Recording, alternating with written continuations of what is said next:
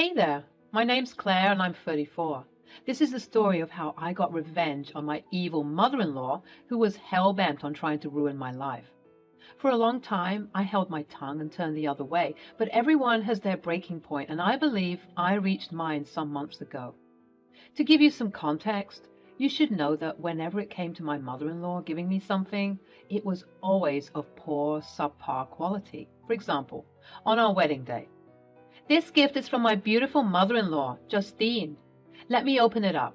Oh, I see. It's a second-hand spatula. Thank you so much. This is very lovely. Or when it was my 33rd birthday. Oh, Justine, you really shouldn't have. Shh, just open it. Oh, wow, it's a... What is it? You silly goose, it's a shovel. Oh, how lovely, but there appears to be some rust on it. It's a refurbished shovel. I, later on, found out that she took it from the neighbor's shed and gifted it to me.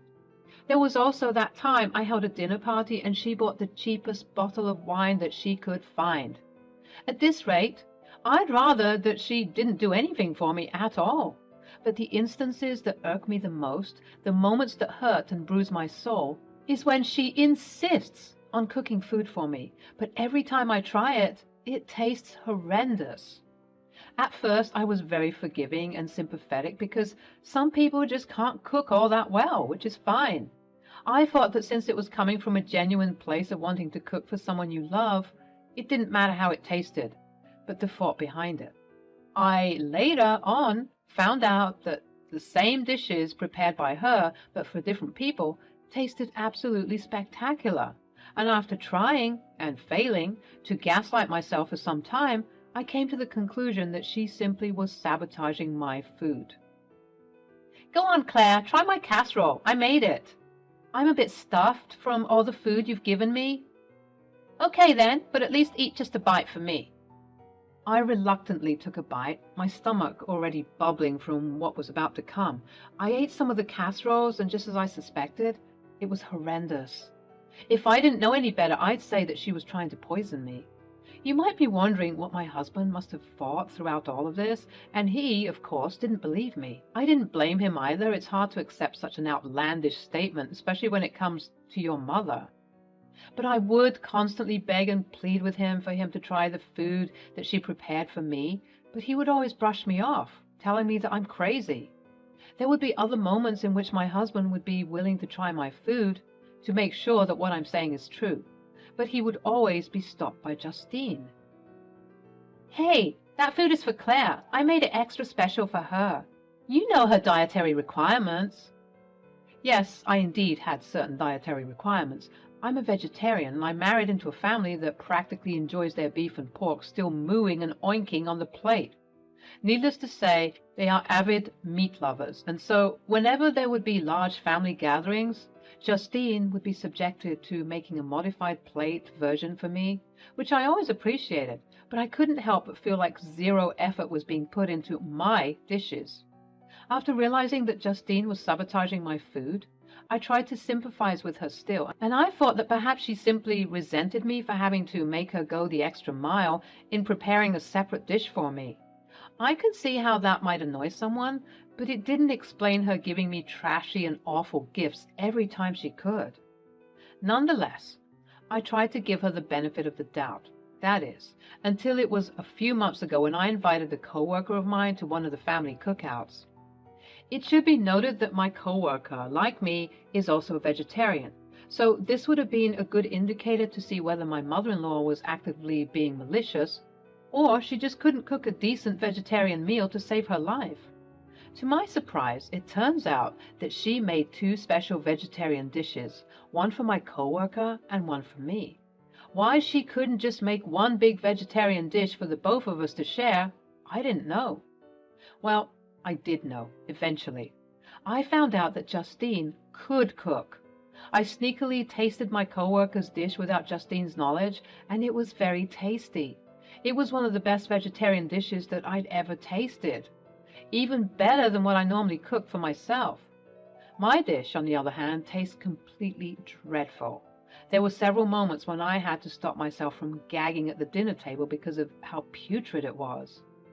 Later on that night, when we all went to our respective homes, I approached my husband Liam about it again. "Oh, hush, Claire, you're being dramatic and frankly, a little bit rude." "I swear it on everything, babe. She's sabotaging my food. She doesn't want to prepare good food for me." "Well, even if the food is poor quality, which I highly doubt, what do you expect from her?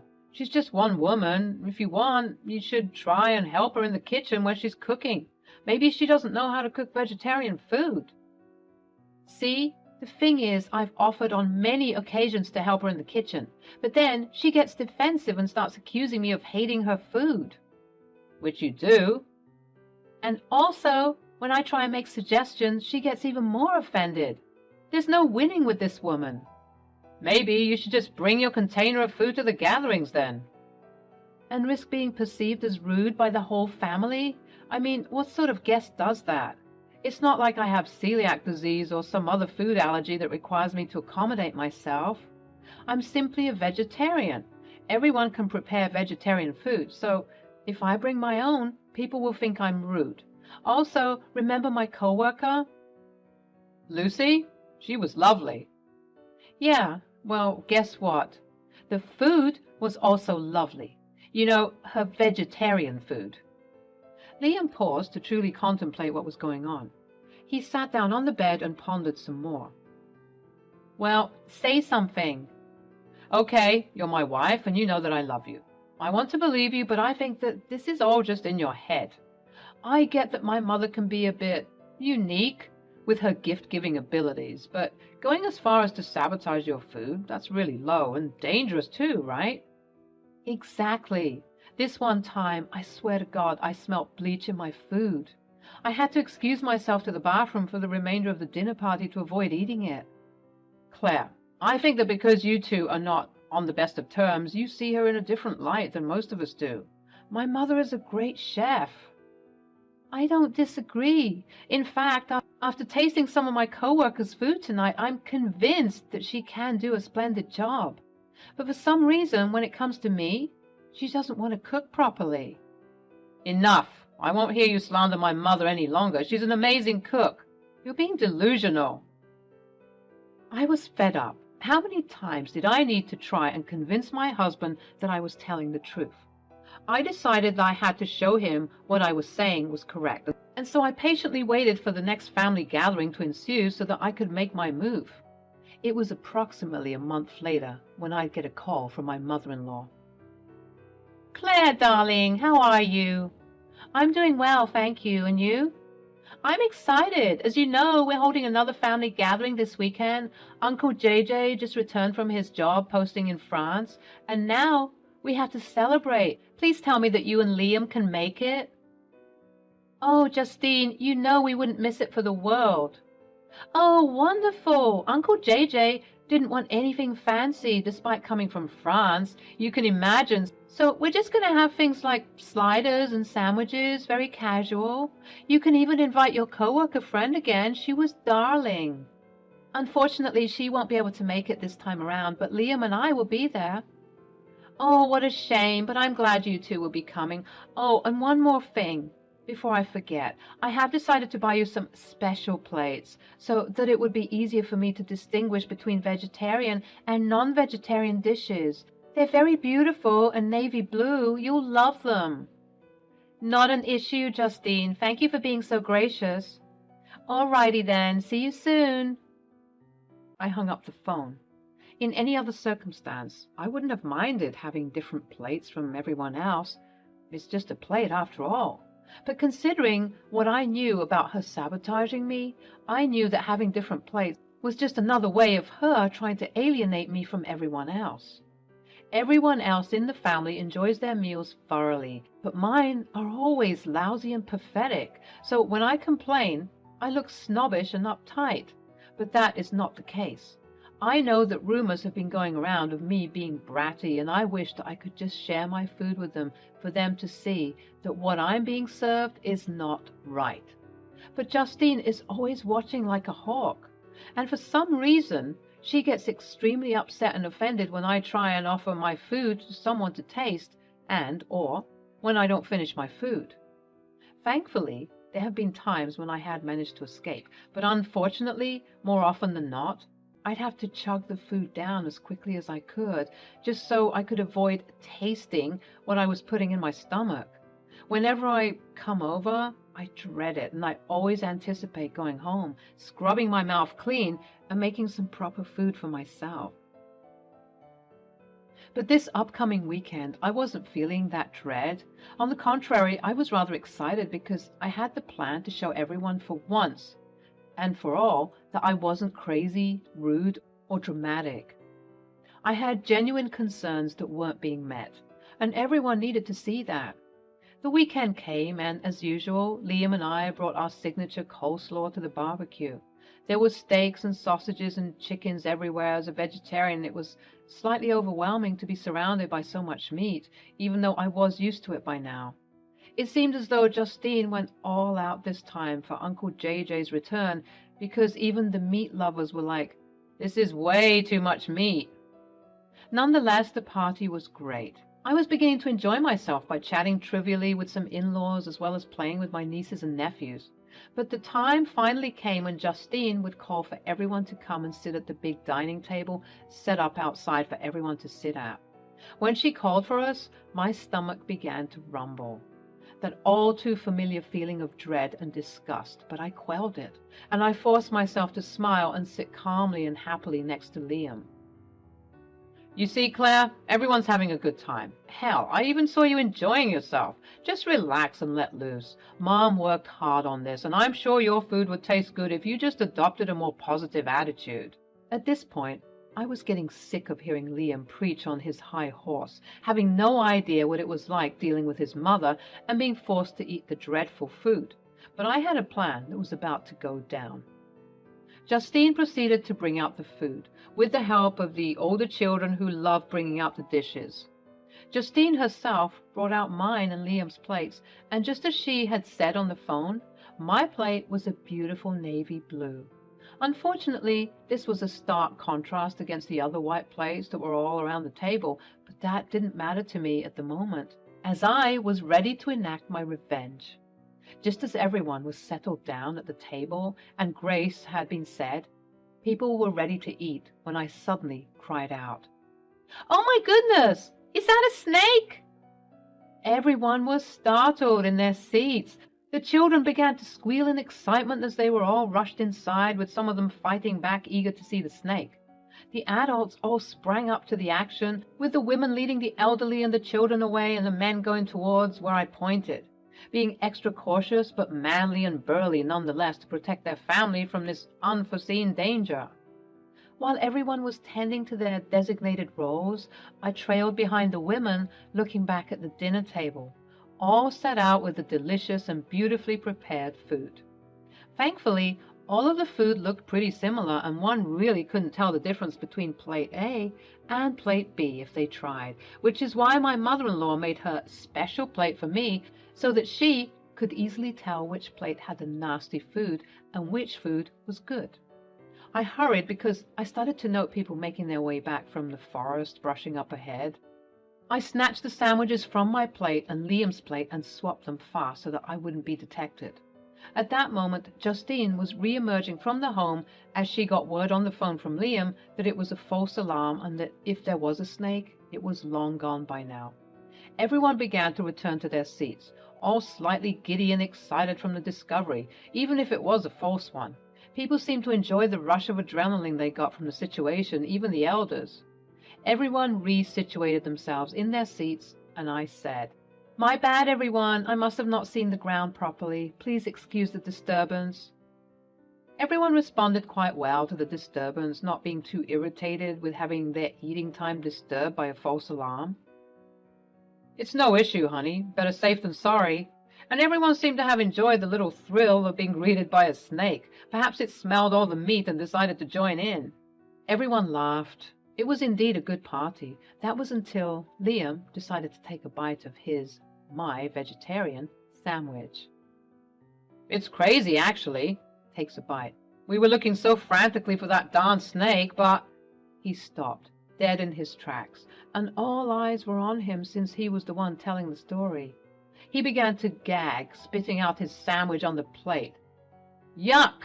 That is horrendous! Liam, how dare you say something so rude? I worked so hard on these meals. Everyone began to slowly eat their food, admiring the succulent and juicy tastes they were experiencing. They subsequently started questioning Liam and his reaction to the food. Uncle JJ, who was the quiet one of the bunch, even remarked how it tasted fine to him. I don't know, you all. My food just tasted weird for a second. Sorry, Mama, I didn't mean to be rude. It's just I've never tasted that before. My bad. Maybe it's a new recipe. Let me try again. Again, Liam tried to take a bite of the sandwich, but he was gagging before it was fully in his mouth. At this point, Justine was quite flustered and she huffed and puffed about how rude Liam was being. Mom, I'm sorry, but I can't eat that. I don't know what's wrong with me, but maybe it isn't me. Maybe this sandwich is just off. Nonsense! My food is never off. Except it is. Everyone turned to me, wondering how I could say such a thing. It was only at this point that Liam realized that I hadn't been eating my food. Babe, why aren't you eating? Because I can't eat it. It has meat in it. The table all shared confused looks, and I saw the realization in Liam's eyes. Mom, have you been sabotaging Claire's food? Everyone gasped, almost in unison, and Justine began to start shouting. Liam, I don't know what's gotten into you. Maybe it's your spoiled and rotten wife who has convinced you to do this, but I will not have it. Do you hear me? Apologize for this instant. No, Mom, it's your food that is spoiled and rotten. Claire was right all along, you guys. Here, Uncle JJ, taste this. Liam handed over his sandwich to Uncle JJ, who tried to take a bite but had to stop himself from throwing up all over the table. At that moment, Justine's eyes snapped to me, and she said with venom in her words, What have you done? I should be asking you what you've done. You're the one who's been sabotaging my meals so that every time I come here, I'm in despair. Attention, everybody. I have to come clean. I made a false report about the snake. Yes. I'm so sorry for lying to you all, but I needed a distraction. You see, ever since I became part of this family, Justine has been sabotaging and poisoning my food. Everyone sounded shocked. It's true. I have had my suspicions for a long time, and you all might have thought that I was being snobbish, but just taste the sandwich that Justine made for me if you can even stomach it. By the time I finished my sentence, the sandwich had already made a couple of rotations amongst the men and women. After they had their reactions of gagging and dry heaving, they recommended that the elderly and the children needn't partake due to how rancid the food smelled, with even one family member wanting to go to the hospital. Your move, Justine. All right, fine, you caught me. I was sabotaging your food as you claim. Why on earth would you do that? Because she hates me. She's always had it out for me since day one. At that moment, Liam began to look green. He bent over and began vomiting all over the grass. After he was done, he flopped down on the patio sofa. Mom, what did you put in that sandwich? Liam, oh God, are you okay? This sandwich wasn't meant for you. I'm so sorry. I'm so sorry. Everyone, please forgive me. Uncle JJ's homecoming had to be cut short as several family members had to escort Liam to the hospital. It turns out that putting rancid mushrooms with a hint of cat feces does not do well in the human body. Liam was hospitalized for some time as he was recovering from this food poisoning, and my mother-in-law was consequently jailed for her part to play in this after giving her full confession. The events of that day let me know that this lady was willing to kill me due to her unbridled hatred of me. Had it been me, she would have been lollygagging until the sunset. But because it was her son, she was doing everything in her power to rectify her mistake. But it was too late. The damage had already been done. Thankfully, my husband made a full recovery and all. While I would visit him in the hospital, he would apologize profusely for not believing in me when I said that his mother would sabotage my food. His mother was trying to post bail, But the other family members wouldn't allow it, saying that she needed to sit there for some time and think about what she'd done. People who go and visit her always inform me of how sorry she is, and that seeing her son in such distress made her realize her erroneous ways. I, for one, am not accepting such an apology because it had to take her seeing her son in pain for her to realize that what she was doing was wrong. You mean to tell me that for all these years, not once did she stop and think that she was being evil? Lord knows what else she's been putting in my food. And I've had to stomach it for the longest time, often vomiting in secret and missing days of work just to nurse myself back to health. After revealing all of this to my husband, he felt even more sorry for me and promised to always believe me from now on. I'm just glad that I managed to teach 2 lessons. 1, always listen to your wife. And 2, don't mess with me because you might end up in jail.